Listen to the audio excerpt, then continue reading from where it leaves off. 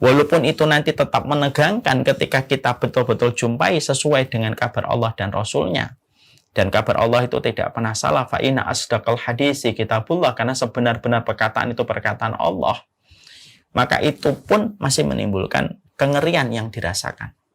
Apalagi orang yang kafir, yang sepanjang hidupnya tidak pernah dengar petunjuk, yang sepanjang hidupnya dia tidak mau beriman. Kalaupun beriman dengan iman yang salah ketika tidak sesuai dengan petunjuk Rasulullah, maka ketakutan yang mereka rasakan itu sangat lebih besar dan jauh berkali-kali lipat daripada ketakutan yang dirasakan orang yang beriman.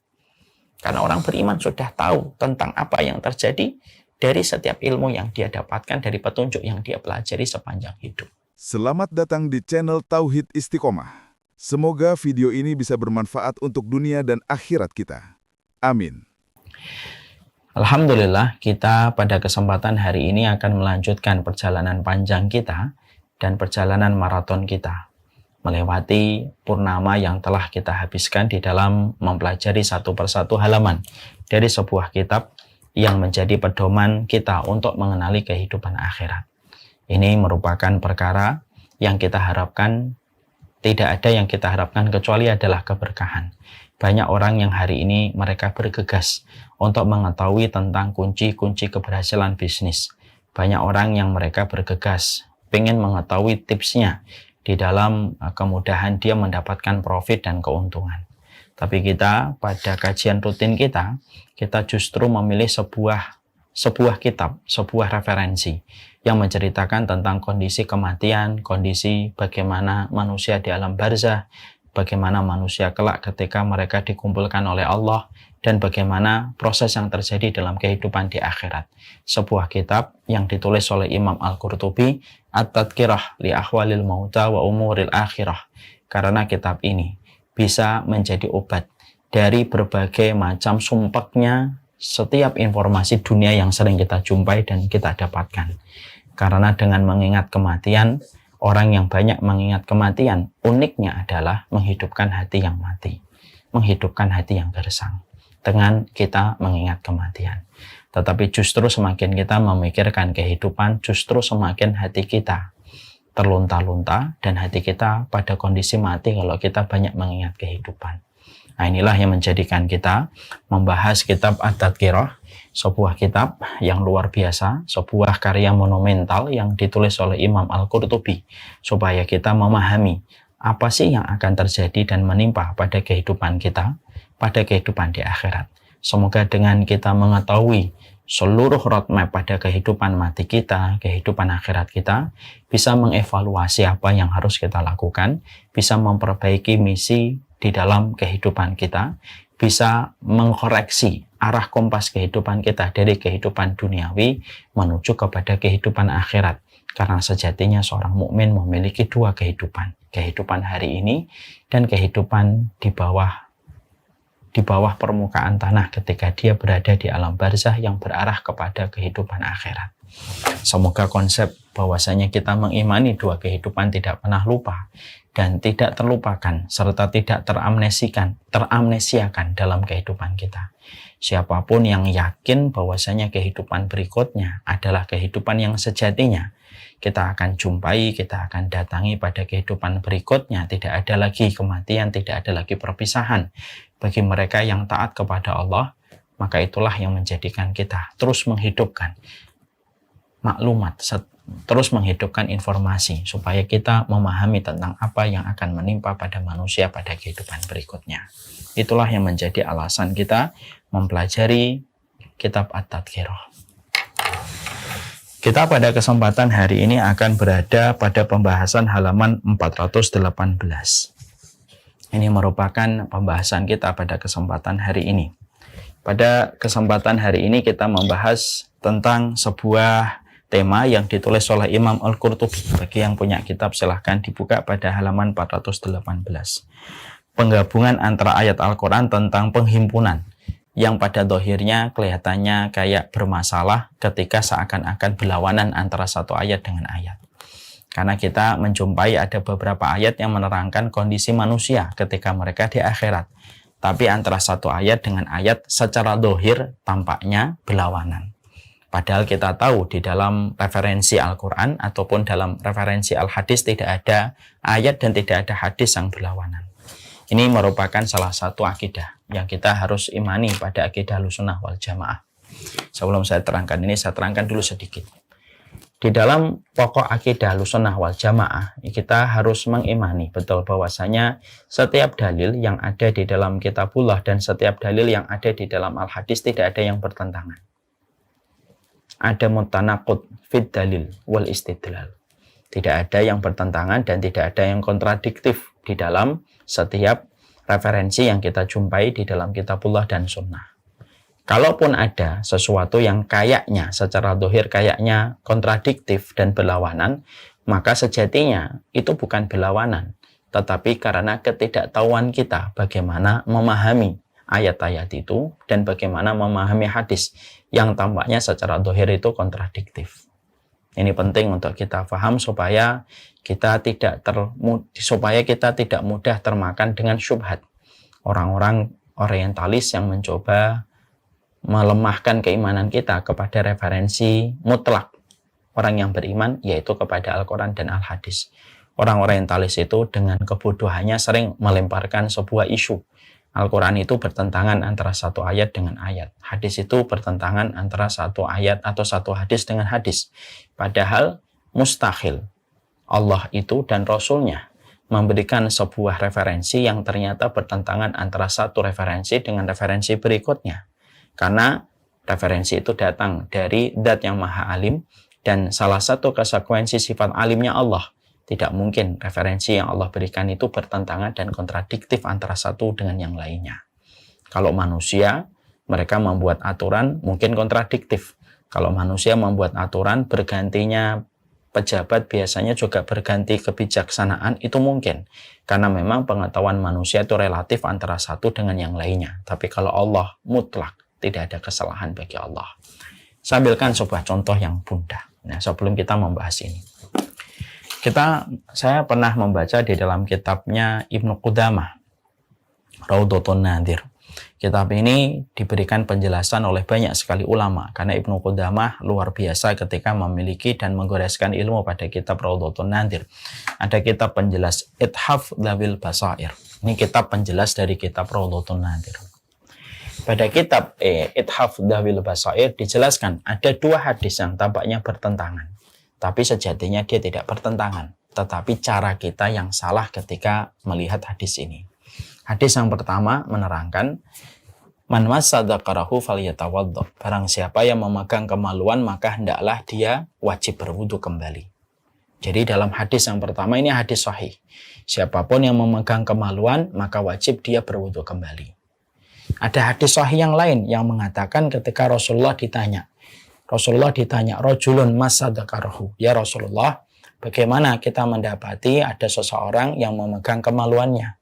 Apakah yungkidul wudu? Apakah membatalkan wudu? Rasulullah mengatakan, la, memegang kemaluan itu fa innama, bahwasanya memegang kemaluan itu adalah innama huwa bid'atum minka. Sesungguhnya kamu memegang kemaluan sebagaimana kamu memegang bagian tubuhmu yang lain. Tidak usah wudu. Ini kan kalau kita hadapkan, kelihatannya hadisnya bertentangan. Yang satu, siapa yang memegang kemaluan wajib berwudu. Yang satu, tidak usah berwudu. Kalau kita memahami dari kacamata awam, maka kita akan melihat, hadisnya bertentangan, ini kontradiktif. Ini biasanya kalangan orientalis senang nih kalau mendapatkan hadis ini. Lalu syubhat ini ditiupkan oleh kalangan orientalis supaya kita mulai meragukan referensi hadis-hadis sahih yang ada dalam kehidupan agama kita. Padahal memahami hadis ini mudah, gampang. Para ulama lalu memberikan berbagai macam metode ketika memahami riwayat ini. Bahwasanya riwayat ini bisa dipakai dengan metode tarjih. Metode tarjih itu dilihat manakah riwayat yang paling kuat di antara dua riwayat ini. Riwayat yang paling kuat mengalahkan riwayat yang lainnya. Ya, riwayat itu bisa dilihat mana yang lebih kuat, mana yang lebih lemah, tergantung para perawi yang menyampaikan riwayat itu. Kemudian ada cara lagi yang disebut dengan metode waktu atau metode tarikh atau waktunya. Mana yang datang lebih dulu, mana yang datang berikutnya. Yang datang berikutnya menggantikan posisi riwayat yang sebelumnya. Ada yang ketiga, metodenya metode jamak. Metode jamak itu metode menggabungkannya. Berarti kalau kita mendapati dua hadis ini kok kelihatannya kontradiktif, maka sebagian ulama menggunakan metode penggabungan. Digabungkan hadis ini. Berarti kalau memegang kemaluan dengan syahwat, membatalkan.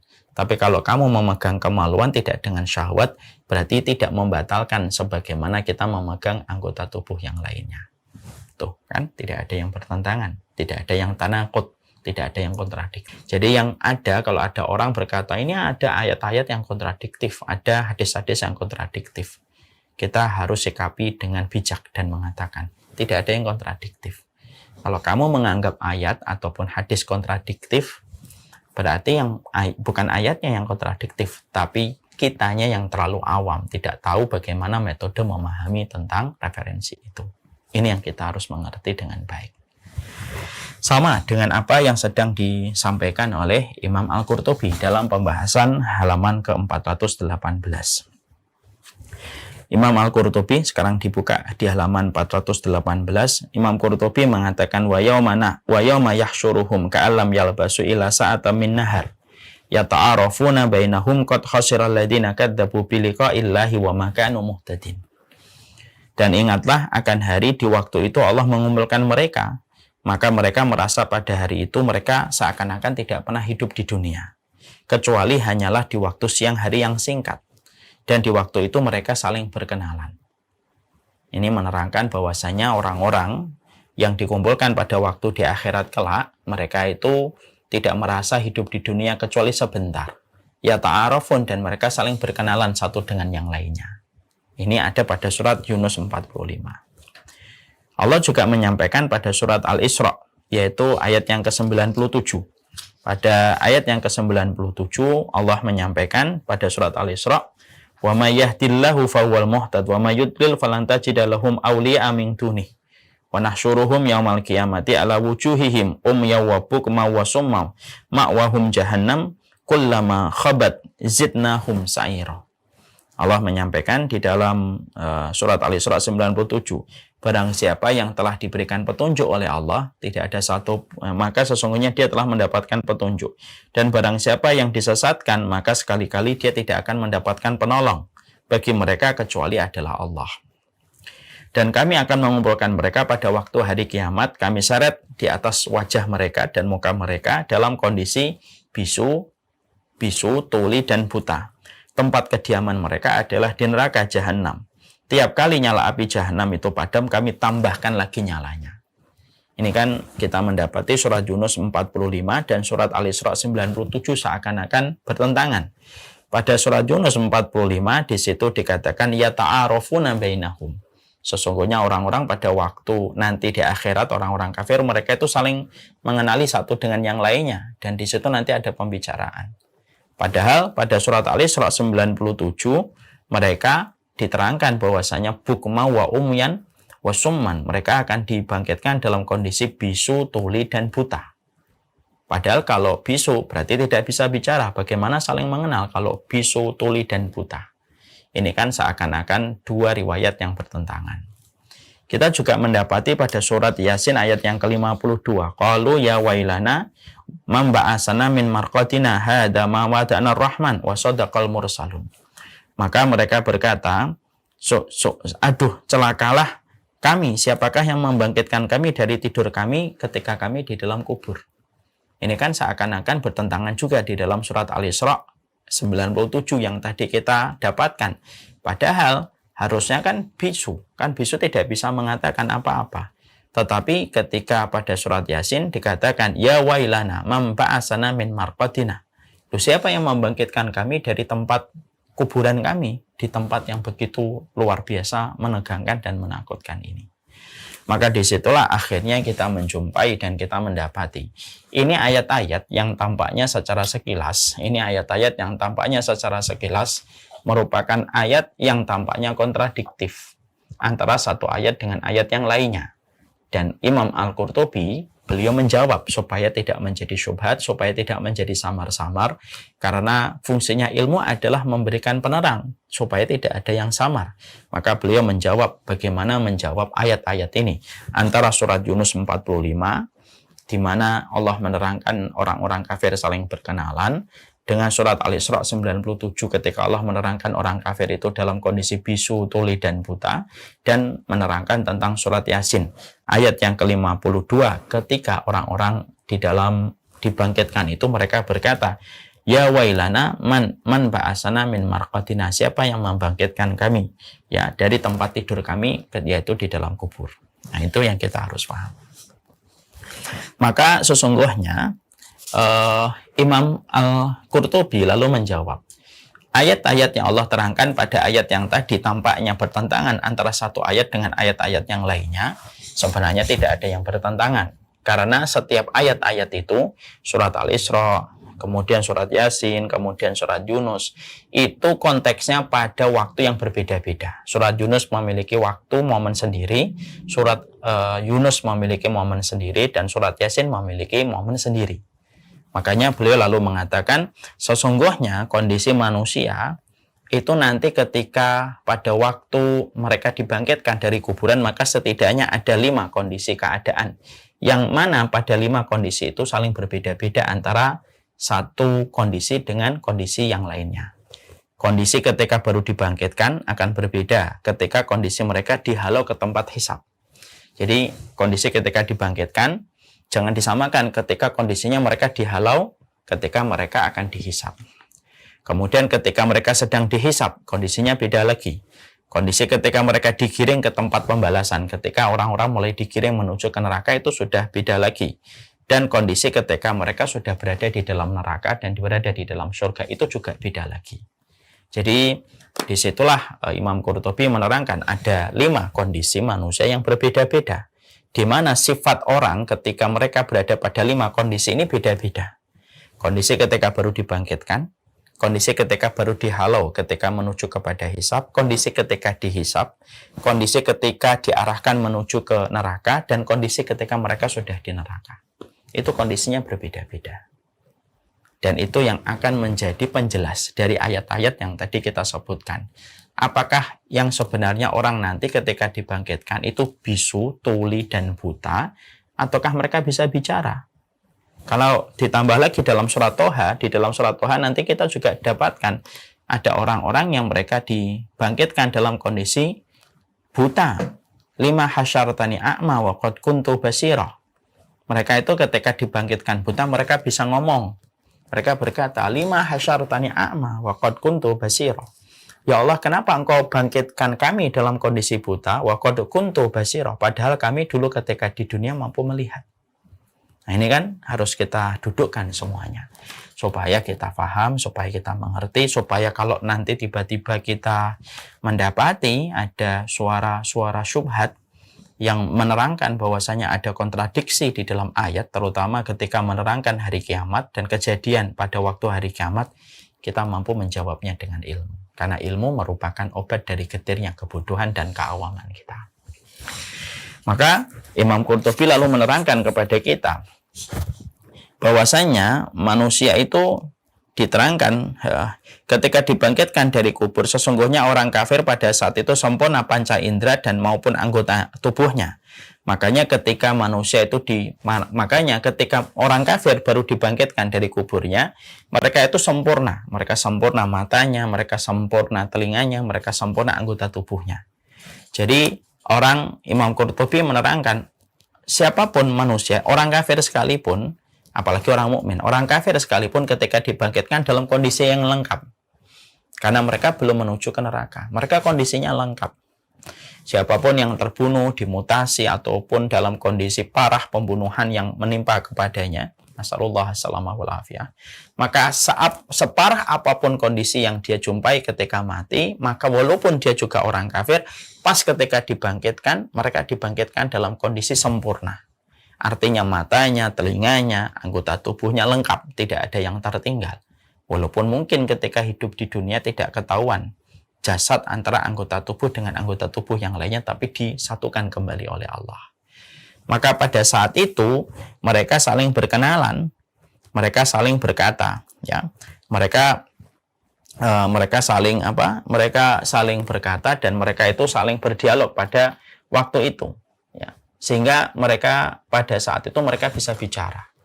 Makanya sama dengan kondisi ketika manusia baru dibangkitkan, ada profilnya manusia yang dibangkitkan betul-betul buta. Ini sebagian ulama mengatakan dia betul-betul buta. Jadi dia merasakan kengerian dan ketakutan yang sangat mencekam yang dia rasakan sampai ke lehernya, sampai betul-betul ke ubun-ubun otak kepalanya. Dia berada pada ketakutan, ditambah lagi pada kondisi buta. Itu tentunya sangat mengerikan. Kita bisa bayangkan ada seseorang tidur, sebelum dia tidur bisa melihat, ketika bangun tidak bisa melihat. Kita bisa membayangkan kepucatan yang dia rasakan, ketakutan yang dia khawatirkan, tiba-tiba matanya tidak bisa melihat. Lah, kondisi orang baru bangun tidur, tiba-tiba tidak bisa melihat, sebelum tidur dia bisa melihat, itu jauh lebih ringan dibandingkan orang yang ketika hidup dia bisa melihat, ketika di kuburan juga masih bisa melihat, tapi ketika dia dibangkitkan tidak bisa melihat. Nah, itu kondisinya mencekam. Dan pada saat itu ketika anggota tubuhnya itu masih lengkap, maka saat itulah mereka saling berbicara. Mereka berkata, lima hasyartani a'ma wa qad kuntu basira. Mereka belum bisu. Mereka masih diberikan kesempatan untuk bicara. Ya, mereka masih diberikan oleh Allah untuk kesempatan untuk bicara. Bagaimana dengan surat An-Naba? La yatakallamuna illa man adina lahur rahman wa qala shawaba. Tidak ada yang bisa bicara ya kalau manusia nanti di hari kiamat. La yatakallamun illa man adina rahman wa qala shawaba. Tidak ada yang bisa bicara ketika manusia di hari kiamat. Kalaupun bicara pasti benar. Lah, ini tidak bisa bicara. Ini bisa bicara. Oh, itu la yatakallamuna illa man adina lahur rahman, bukan pada saat ketika baru dibangkitkan. Itu nanti pada saat ketika dihisab. Ketika baru dibangkitkan, maka sesungguhnya manusia mereka masih bisa bicara. Makanya sampai diterangkan di dalam ayat yang tadi kita baca, illa sa'atam min nahari yata'arafuna bainahu. Mereka saling mengenal satu dengan yang lainnya. Dan mereka saling mengenal dan mereka saling bicara tentang apa yang sedang terjadi dan menimpa untuk mereka pada saat itu. Terhadap sebuah peristiwa besar yang mereka dustakan sepanjang hidup mereka. Dan yang paling terbelalak adalah orang-orang yang sepanjang hidupnya tidak pernah beriman kepada hari akhir. Dan tidak beriman kepada hari akhir sesuai dengan apa yang disampaikan petunjuk Rasul. Itu yang paling terbelalak. Tentunya beda ya Bapak dan Ibu. Bapak Ibu beriman. Oh, saya mengimani hari akhir. Peristiwa-peristiwa menegangkan, tekanan demi tekanan akan datang, adanya pertengkaran, adanya penyesalan, adanya khutbah. Kita pelajari nih. Kita beriman kepada setiap kabar yang disampaikan Nabi. Walaupun itu nanti tetap menegangkan ketika kita betul-betul jumpai sesuai dengan kabar Allah dan Rasulnya. Dan kabar Allah itu tidak pernah salah. Fa inna asdaqal hadisi kitabullah. Karena sebenar-benar perkataan itu perkataan Allah. Maka itu pun masih menimbulkan kengerian yang dirasakan. Apalagi orang yang kafir. Yang sepanjang hidupnya tidak pernah dengar petunjuk. Yang sepanjang hidupnya dia tidak mau beriman. Kalaupun beriman dengan iman yang salah ketika tidak sesuai dengan petunjuk Rasulullah, maka ketakutan yang mereka rasakan itu sangat lebih besar dan jauh berkali-kali lipat daripada ketakutan yang dirasakan orang yang beriman. Karena orang beriman sudah tahu tentang apa yang terjadi dari setiap ilmu yang dia dapatkan dari petunjuk yang dia pelajari sepanjang hidup. Nah, ini ketika dibangkitkan. Maka ketika ini kondisi yang pertama, bahwasanya ketika manusia mereka itu dibangkitkan dalam kondisi mereka saling berbicara satu dengan yang lainnya, mereka saling berbicara, ya. Dan itu diberikan seluruh manusia dibangkitkan dalam kondisi lengkap panca inderanya. Ada kondisi yang kedua, ketika dihalau ke tempat hisab, mereka datang dengan panca indera yang sempurna pula. Dihalau itu diarahkan mereka ke tempat hisabnya. Maka pada saat itu, maka sesungguhnya ketika mereka dihalau menuju kepada tempat hisabnya, Allah terangkan di dalam surat As-Saffat ayat yang ke-22. Ayat yang ke-22 sampai 24. Ukhsyurul ladina zalamu wa azwajuhum wa ma kanu ya'budun min dunillahi fahduhum ila siratil jahim waqifuhum innahum mas'ulun.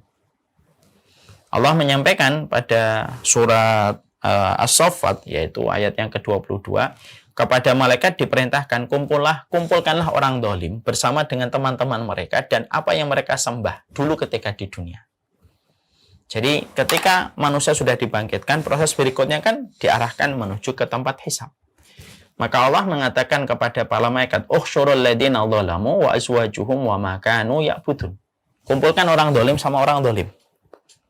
Ya, makanya itulah yang dimaksudkan dari perkataan Rasulullah, "Anta ma'aman ahbabta." Kamu akan dikumpulkan bersama dengan orang yang kamu cintai. Ya.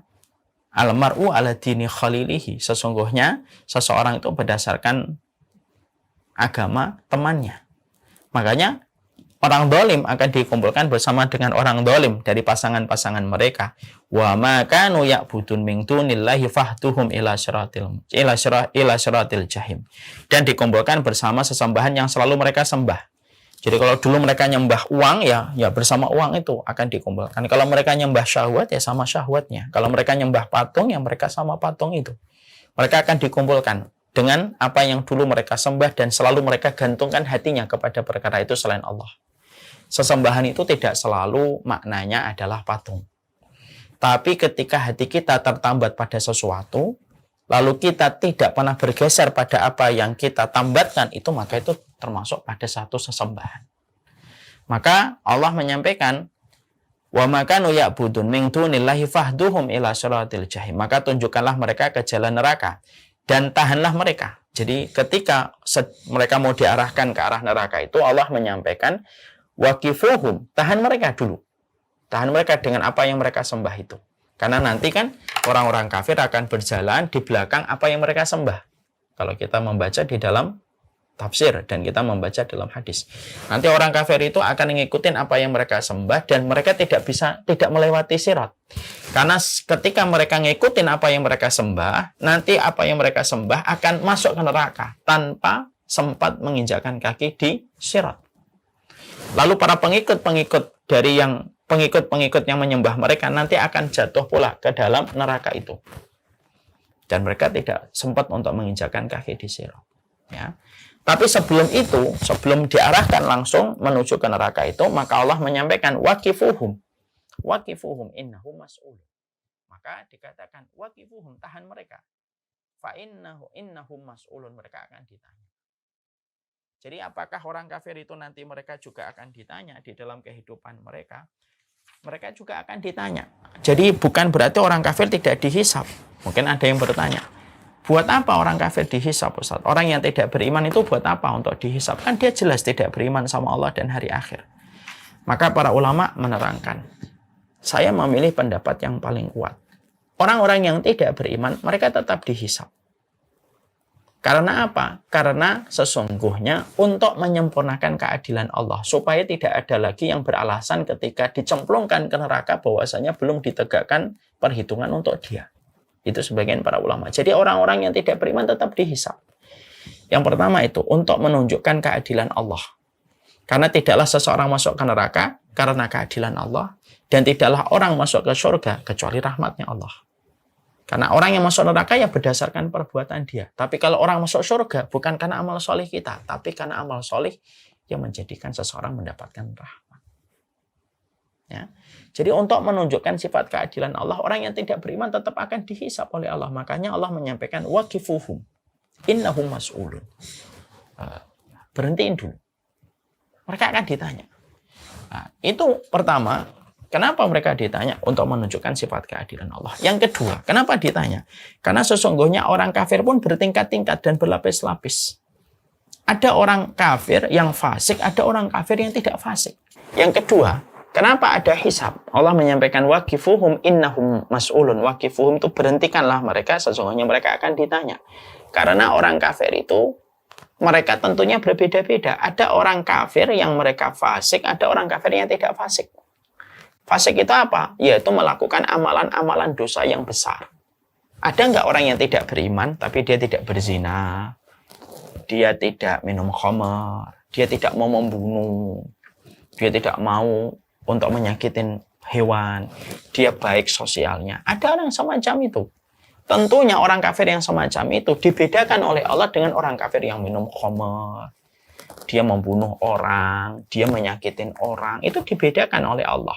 Dan itu akan tersingkap ketika orang-orang kafir pun nanti akan dihisab. Jadi nanti kalau ada yang bertanya kepada kita, orang-orang yang tidak beriman itu mereka dihisab atau tidak dihisab? Maka jawabannya, orang-orang itu tetap dihisab. Orang-orang yang tidak beriman itu sejatinya mereka tetap akan dihisab. Nanti akan diletakkan dosanya, diletakkan tempat mereka di neraka berdasarkan dosa yang telah mereka perbuat. Orang yang tidak beriman, tapi dia berzina, dia berjudi, dia membunuh orang, dia menyakitin orang, dia culas, dia ngambil harta dari apapun, maka tentunya tidak akan sama dengan orang yang tidak beriman tapi sosialnya baik, tidak mau minum alkohol, tidak mau berzina, tidak mau menyakitin orang, dibedakan oleh Allah. Maka itu posisi dan kondisi ketika manusia itu orang-orang yang kafir dihalau menuju ke neraka, tapi diberhentikan dulu ketika mereka akan dihisab. Pada saat itulah mereka seluruh panca inderanya masih dalam kondisi berfungsi. Yang ketiga, yaitu ketika mereka dihisab, maka pada saat itu mereka juga lengkap panca inderanya, agar mereka bisa mendengar apa yang dikatakan kepada mereka dan mereka bisa membaca. Makanya ketika orang kafir ketika dihisab, mereka belum dijadikan bisu, tuli, dan buta, sebagaimana pada surat Al-Isra 97 tadi yang diterangkan oleh Allah. Mereka ketika dihisab, orang-orang kafir pun masih bisa melihat. Mereka bisa membaca mali hadzal kitab la yughadiru shaghiratan wala kabiratan illa ahsaha. Kan mereka berkata, ini kitab apa sih? Ini kok tidak ada yang tertinggal dari perkara besar dan perkara kecil kecuali semuanya ditampakkan oleh Allah. Jadi mereka masih bisa membaca. Kalau mereka buta kan tidak bisa mengatakan mali hadzal kitab. Mali hadzal kitab la yughadiru shaghiratan wala kabiratan illa ahsaha. Tapi mereka bisa baca. Dan pada saat itulah mereka bisa berkata, dan sesungguhnya mereka saling bersaksi terhadap apa yang mereka lakukan. Pada saat dihisab itulah setiap manusia akan didatangkan 4 saksi. 4 saksi ini. Dan 4 saksi ini tidak bisa dinafikan, tidak bisa diingkari. 4 saksi itu siapa? Yang pertama adalah Allah. Allah yang menjadi saksi. Wa kafa billahi syahida. Cukuplah Allah yang menjadi saksi. Karena Allah itu jadi saksi. Dan tidak ada satupun yang diperbuat makhluk. Entah di tempat yang tersembunyi, tertutup oleh mata manusia, kecuali Allah yang menjadi saksinya. Yang kedua, yaitu adalah malaikat yang menjadi saksi atas apa yang dia perbuat. Malaikat Raqib dan Atid menjadi saksi atas apa yang dia perbuat, atas apa yang dia kerjakan. Dan tidak ada yang terlewatkan itu. Mungkin ilmunya malaikat tidak sama dengan ilmunya Allah. Ilmunya malaikat tidak sama dengan ilmunya Allah. Karena ada beberapa kondisi yang terkadang pengetahuan malaikat memang tidak sesempurna pengetahuan yang Allah berikan. Makanya ada sebuah riwayat yang diterangkan di dalam salah satu hadis Rasulullah SAW yang disampaikan oleh Syekh Shalih Al-Maghamasi. Beliau menyampaikan sebuah riwayat begini. Nanti ada orang ketika mereka di akhirat, malaikat itu memberikan catatan, ini kebaikan-kebaikannya. Tapi Allah menyampaikan kepada malaikat itu, masukkanlah dia ke neraka. Lalu malaikat berkata, ya Allah, ini ada kebaikan-kebaikan yang dia kerjakan. Lalu Allah mengatakan, la yuridu wajhi bidzalika. Lalu Allah menjawab para malaikat, ketika malaikat itu memperlihatkan catatan itu, la yuridu bidzalika wajhi. Orang ini ketika melakukan amal kebaikan yang kamu tulis itu, dia tidak menginginkan wajahku, tapi menginginkan dari mata manusia dan pujian manusia.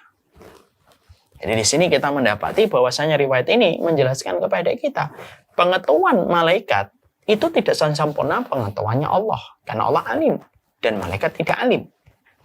Makanya ada saksi yang pertama adalah Allah, saksi yang kedua malaikat. Tapi ingat, tidak setiap perkara yang terjadi pada kehidupan manusia itu para malaikat mengetahui. Mereka pesuruhnya Allah. Dan sifat pesuruh tidak sama dengan sifat yang menyuruh mereka dari zat yang maha sempurna yang tidak bisa disamakan dengan makhluknya. Saksi yang ketiga adalah tempat bumi yang pernah kita pijak. Di mana kita pernah memijak, maka dia menjadi saksi. Maka Allah menerangkan dalam surat Al-Zalzalah, yauma idzin tuhaddisu akhbaruha. Pada hari kelak nanti di akhirat, bumi akan menceritakan peristiwa yang terjadi di atasnya. kamu pernah berzina dimanapun, bumi itu jadi saksi. Karena tidak ada kemaksiatan manusia. Tidak ada kemaksiatan manusia kecuali terjadi di atas muka bumi. Dan bumi yang hari ini kita pandang bisu, akan datang satu hari bumi bisa berbicara. Dan mudah bagi Allah untuk mewujudkan perkara itu. Karena tidak ada yang mustahil baginya. Makanya hati-hati kemanapun kita berjalan. Dimanapun ban mobil kita berputar. Dimanapun ban motor kita berputar. Pada saat itulah bumi merekam seluruh kejadian. Dan mampu mengolah TKP apa yang kamu lakukan kelak pada waktu di hadapan Allah ketika pengadilan ditegakkan. Bumi akan menjadi saksi. Yang keempat yang menjadi saksi itu apa? Anggota tubuh kita, kemaluan kita. Naudzubillah min dzalik akan bicara. Paha kita akan bicara. Paha ini dipegang siapa? Kaki kita akan bicara. Tangan kita akan bicara. Pada saat itulah ditutup dari mulut-mulutnya manusia. Tapi dia bisa bicara. Maka itu menunjukkan pada saat itulah manusia pada kondisi dia tetap mampu berbicara. Ya, tetap mampu dia berbicara pada saat ketika mereka itu di waktu dihisab. Kemudian ketika sudah dihisab, ya kan? Barulah kemudian manusia-manusia itu nanti digiring menuju ke neraka. Pada saat ketika digiring menuju ke neraka, disitulah pendengaran dan penglihatan dan lidah mereka itu dihilangkan oleh Allah. Dan itu yang dimaksudkan pada surat Al-Isra tadi yang 97. Ketika Allah menyampaikan wa yauma yahsyuruhum ka'an lam yalbasu ila sa'atan min nahari yata'arafuna bainahum. Ya, di dalam surat Al-Isra 97 bahwasanya wa may yahdillahu fahuwal muhtad wa may yudlil falan tajida lahum awliya min dunihi wa nahsyuruhum yaumal qiyamati ala wujuhihim umyaw wa bukma wa summa ma'wahum jahannam. Ya, pada saat dia sudah diputuskan, sudah mendapatkan kitabnya, lalu digiring dia menuju ke neraka, pada saat itulah penglihatan matanya, kemudian telinganya, lidahnya dihilangkan oleh Allah Subhanahu wa taala. Pada saat dihilangkan itulah mereka tidak berkata, mereka tidak ini kecuali mereka merasakan kengerian yang luar biasa mereka rasakan dan ketakutan tiada tara yang mereka rasakan. Sebelum itu mereka masih bisa bicara. Mereka masih bisa mengatakan mali hadal kitab. Mereka masih bisa nego kepada para malaikat gitu. Ketika mereka semuanya memberikan penawaran kepada Allah. Supaya yang dimasukkan ke neraka itu bapaknya, ibunya.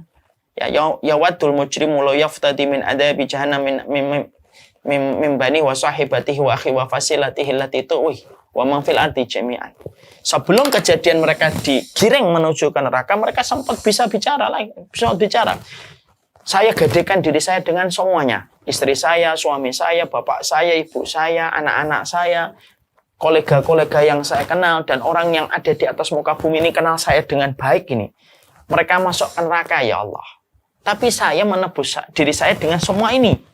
Tetapi tawaran itu tentunya tidak diterima oleh Allah. Mereka masih bisa untuk menawarkan sebuah suapan kepada Allah supaya dia itu selamat dari api neraka. Ketika api neraka itu betul-betul nyata di depan mata mereka, pada saat itu masih bisa bicara. Pada saat ketika kitab diterima, mereka masih bisa bicara. Mali hadal kitab la yughadiru shaghiratan wala kabiratan illa ahsaha. Itu mereka masih bisa bicara. Tapi ketika semua itu sudah, kitab sudah diberikan, penawaran mereka ditolak mentah-mentah oleh Allah ketika mereka merayu Allah supaya mereka ditukar dengan semua orang yang mereka kenal. Pada saat itulah mereka digiring menuju ke neraka.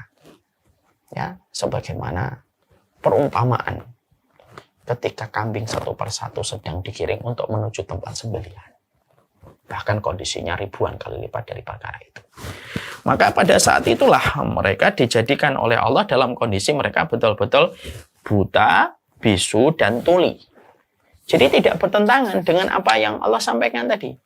Jadi akhirnya ketika kondisi mereka diarahkan menuju ke neraka, pada saat itulah mereka baru merasakan buta, tuli, dan buta. Nah, ketika kemudian akhirnya mereka masuk ke neraka, nah, ketika mereka ngikutin Tuhan-Tuhan yang mereka sembah, naudzubillah min dzalik, nasallallahu alaihi wasallam. Allahumma inna nas'aluka al-jannah wa na'udzubika minan nar. Allahumma inna nas'aluka al-jannah wa na'udzubika minan nar. Allahumma inna nas'aluka al-jannah wa na'udzubika minan nar. Ketika manusia akhirnya mereka dicemplungkan ke neraka, maka kondisi manusia ketika dicemplungkan ke neraka ada beberapa kondisi. Ada kondisinya terbelenggu tangannya, ada kondisinya didorong oleh malaikat dari belakang masuk ke neraka, ada kondisi manusia ketika mereka masuk neraka dengan kepala lebih dulu. Kondisinya berbeda-beda sesuai dengan tingkat perbuatan dosa dan kemaksiatan serta kekufuran dan kesyirikan yang mereka lakukan pada kehidupan di dunia. Itu beda-beda. Ya. Maka ketika digiring, ketika mereka menuju ke neraka, maka terbagi menjadi dua tahap. Ada tahapan pertama, ada tahapan yang kedua. Maka ketika pada tahapan yang pertama, yaitu adalah ketika mereka sudah sampai ke tepi neraka, lalu ketika mereka masuk ke dalam neraka, maka pada saat itulah mereka mampu berbicara.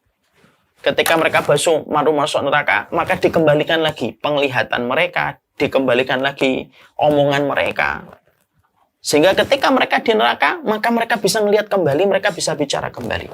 Makanya mereka dikatakan oleh Allah di dalam surat Asy-Syura 45. Wa tarahum yu'raduna 'alaiha khashyina minadh-dhulli yanzuruna min tarfin khafiyyin. Dan kamu akan melihat mereka dihadapkan ke neraka dalam kondisi tubuh mereka, dalam kondisi tunduk.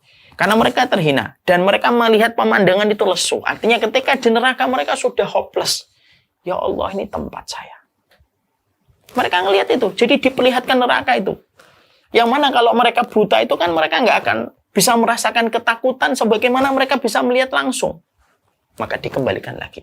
Digiring dalam kondisi buta, tuli, dan bisu. Masuk ke neraka. Dijadikan bagaimana mereka dalam kondisi butanya itu bisa melihat kembali.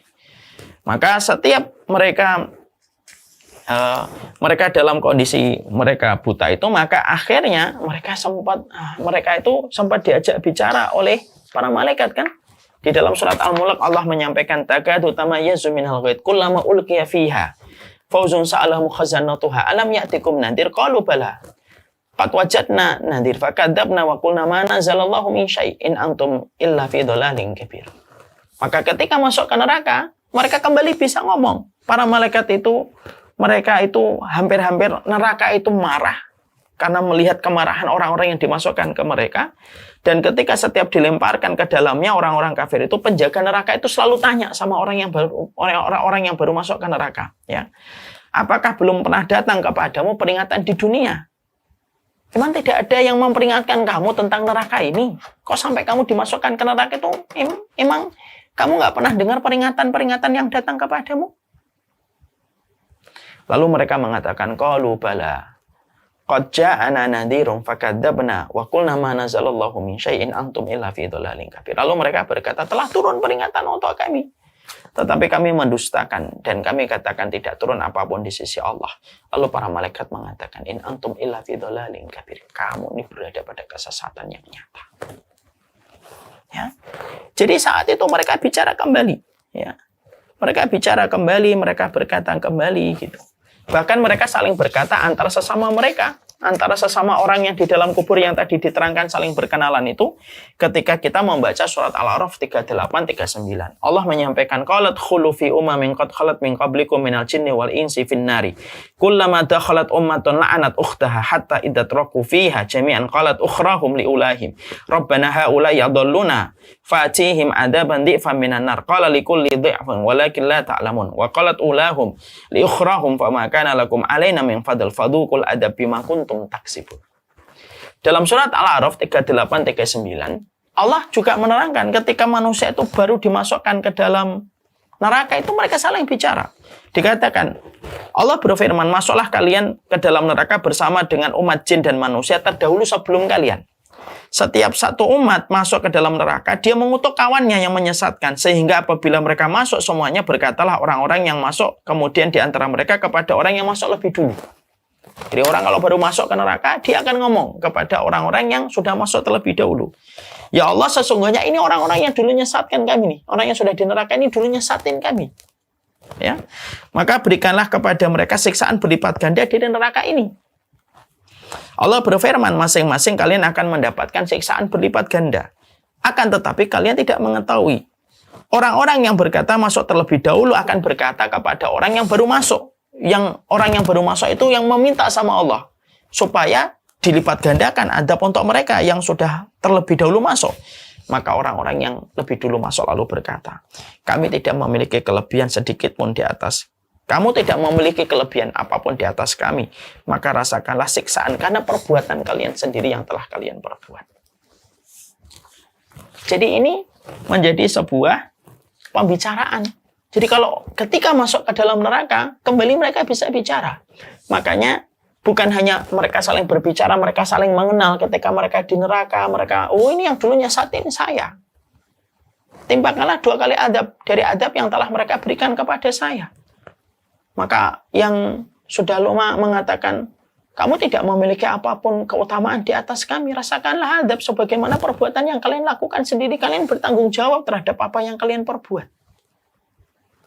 Maka pada saat itu menunjukkan dalil bahwasanya ketika masuk ke neraka, pertama-tama dibuka kembali matanya, dibuka kembali telinganya, dibuka lagi lidahnya untuk bicara.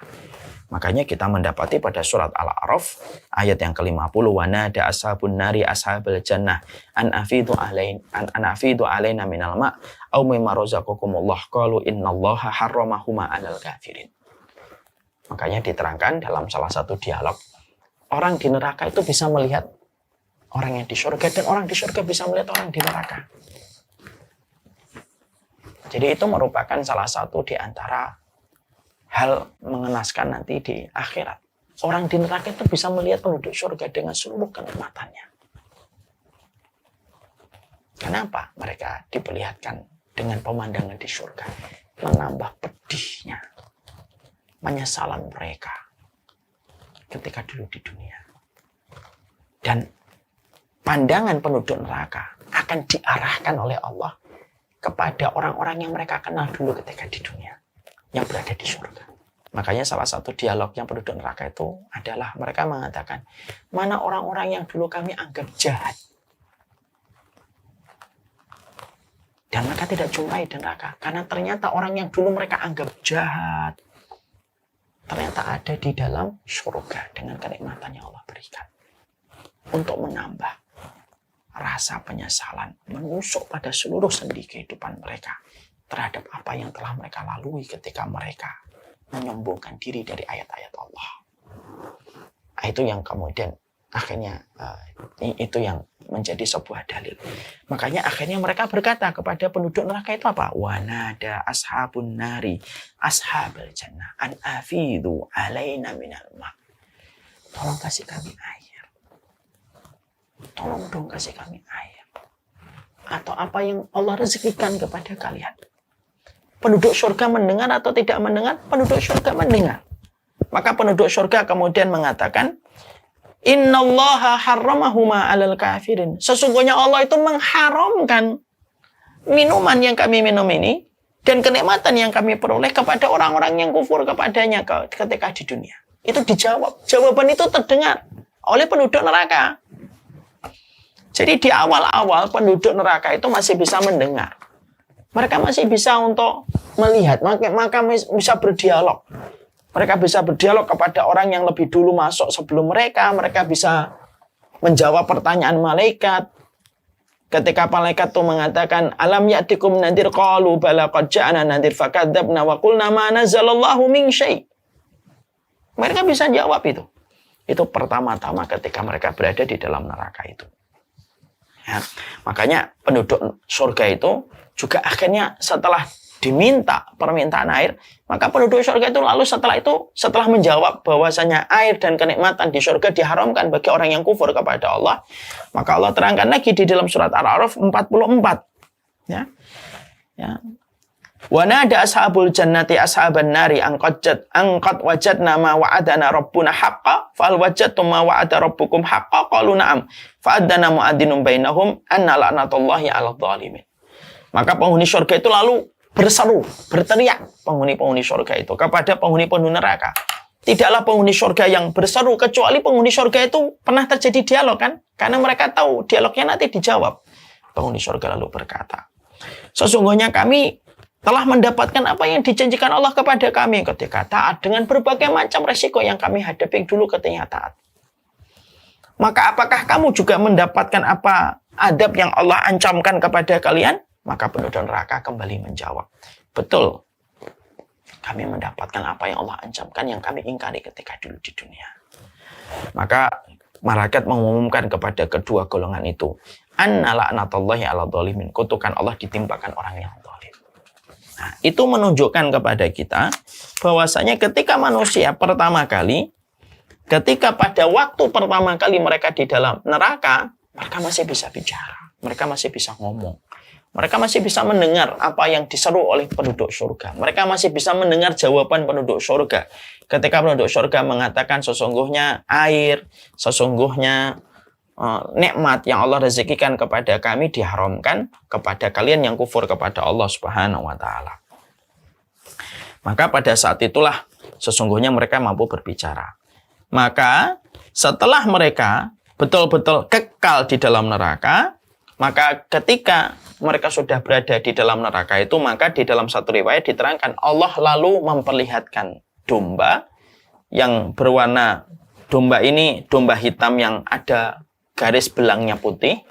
Maka domba ini merupakan perumpamaan maut, lalu disembelih oleh Allah. Lalu untuk menegaskan orang yang di surga selama-lamanya, orang yang di neraka yang mereka kufur kepada Allah nanti akan selama-lamanya. Pada saat itulah lalu kemudian diterangkan oleh Allah, lahum fiha zafir wa hum fiha la yasmaun.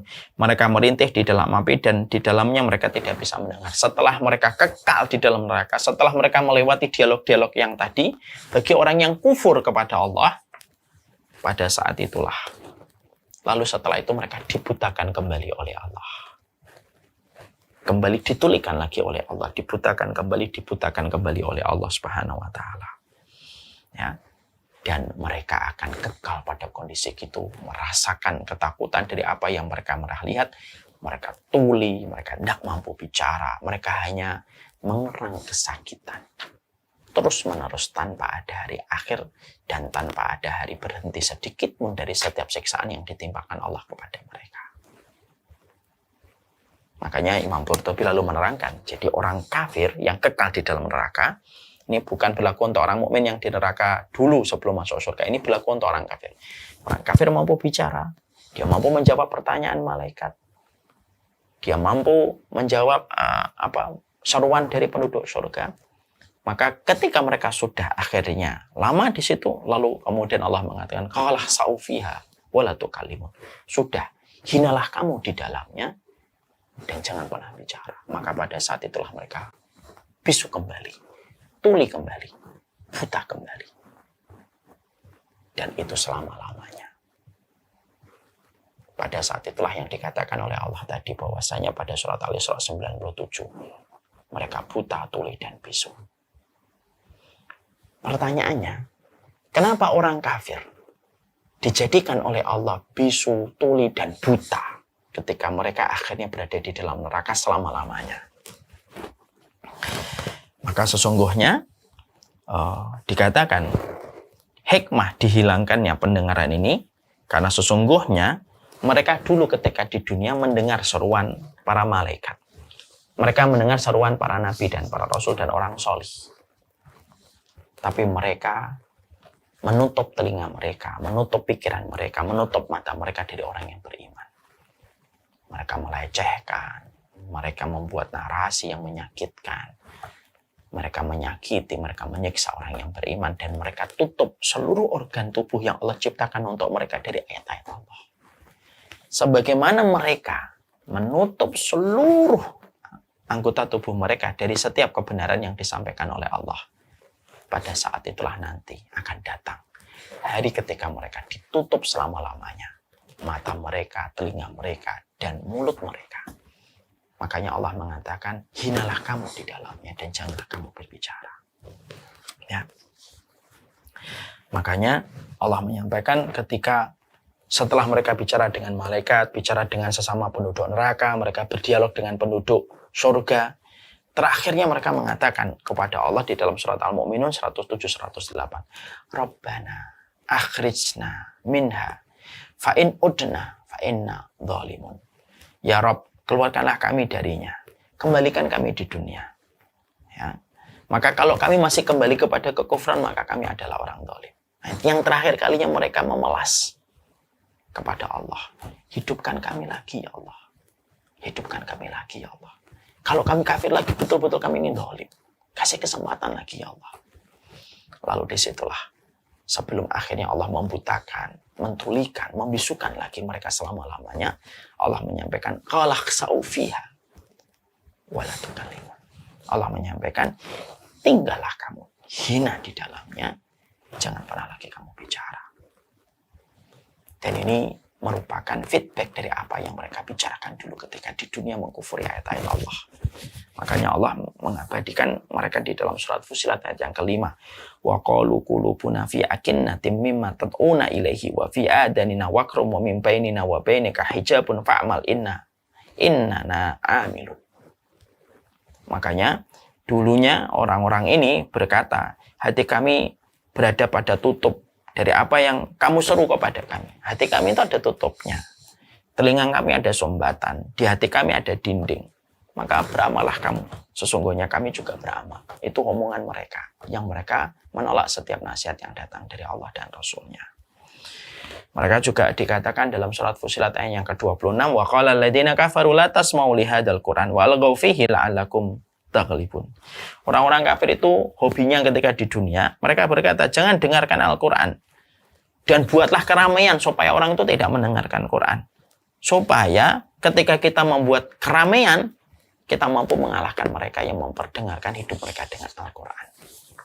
Semua agenda yang pernah mereka lakukan ketika di dunia berbalik kepada mereka dengan tingkatan adab yang pedih yang mereka rasakan. Nah, disitulah akhirnya kita mendapati. Jadi ayat yang tadi ditulis oleh Imam Qurtubi, penjelasan yang ditulis oleh Imam Al-Qurtubi ketika menyitir ayat, maka disitulah kita mendapati ayat tidak ada yang kontradiktif. Ya, jadi manusia itu pada dasarnya dibagi dalam 5 kondisi. Ketika dia dibangkitkan dari kubur, pada saat itu dia masih bisa bicara. Ketika dia dihalau menuju ke tempat hisab, maka mereka pun akan dihisab orang-orang yang tidak beriman kepada Allah atas perbuatan yang mereka lakukan. Ketika mereka dihisab, maka mereka masih bisa menjawab.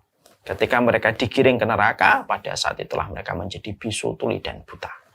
Ketika mereka masuk ke neraka, maka disitulah ada. Mereka kembali bisa melihat, bicara, bisa mendengar. Mereka ditanya sama malaikat sebagaimana surat Al-Mulk. Ya, alam ya'tikum nadhir qalu bala qad ja'ana nadhir fakadzabna wa qulna ma nazzalallahu min syai'in antum illa fi dhalalin kabir. Mereka ditanya mereka berkata kepada penghuni neraka sebelum mereka yang sudah jatuh duluan sebelum mereka. Lalu mereka mengumpat bahwasanya itulah yang menyebabkan mereka masuk neraka. Mereka ngobrol dengan penduduk surga. Lalu mereka juga berkata kepada Allah sampai Allah menjawab qala khsa'u fiha wa la tukallimun.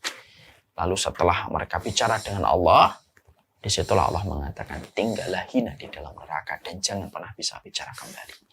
Maka pada saat itulah mereka bisu, tuli, dan buta. Yang mereka rasakan adalah perangan kesakitan, hembusan kesakitan yang tiada tara. Dan mereka merasakan adab yang pedih, tanpa mereka bisa berteriak kembali. Dan itu merupakan sebuah adab yang pedih, yang menjadi sebuah perenungan bagi orang yang beriman.